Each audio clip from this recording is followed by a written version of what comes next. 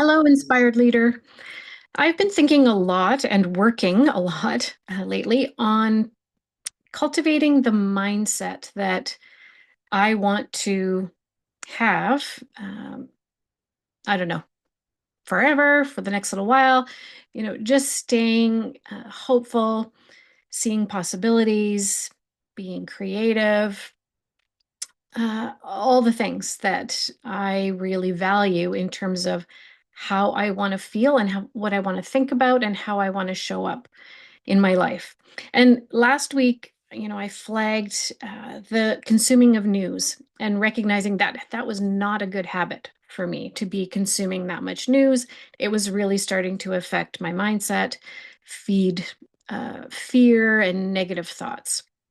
So managing kind of our consumption of news or information or social media can definitely be an important and healthy boundary. The one that I'm thinking about this week is that notion of the people we surround ourselves with.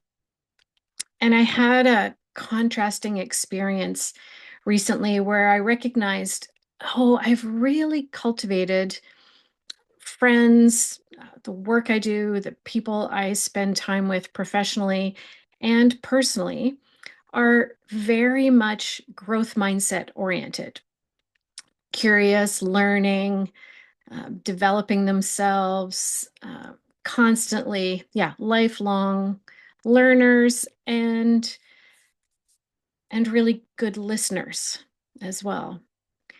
And when I had this sort of contrasting experience with people who have more of a fixed mindset and, you know, complain about how things are, but aren't willing to get curious about how to change them, or not interested in listening to others, but just stuck in their own way of being and thinking and not actually interested in learning more about others.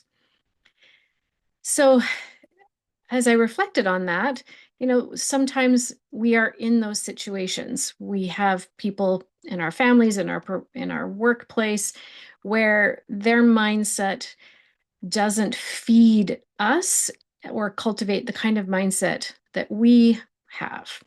We just have different ways of thinking about life and the world and all of that. And I think it's important to be in places where we hear different opinions. Absolutely. So it's not about that. What I'm raising awareness to here and maybe challenging us to think about is, can you intentionally cultivate a community of people who do inspire you, who do cultivate a growth mindset with you, who will lift you up when you have a conversation with them just by the nature of who they are and how they show up and how they interact with you. And sometimes we need to create that. Sometimes we need to go looking for that. It doesn't always organically appear in our workplace or in our homes or friendship groups even. So that's my challenge to you, is to find your people. Find your growth mindset, abundant mindset, whatever language you want to put, hopeful mindset, curious mindset, however you think about this and the kind of mindset that you want to embody and cultivate, and then find those people. And if you watch my videos and you follow along, you may find your people here within the Inspired Results Group community. And that is absolutely the gold, the magic in the Inspiring Midlife Leadership Program that I'm really aware of, that it's not about me as the facilitator. It's about the community, and the 18 women in this program right now are lifting one another up every single Friday when we gather.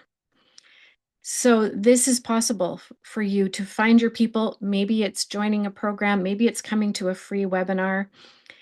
Put yourself in places where you are exposed to, introduced to, contributing to a community that is going to create the future that we want to see.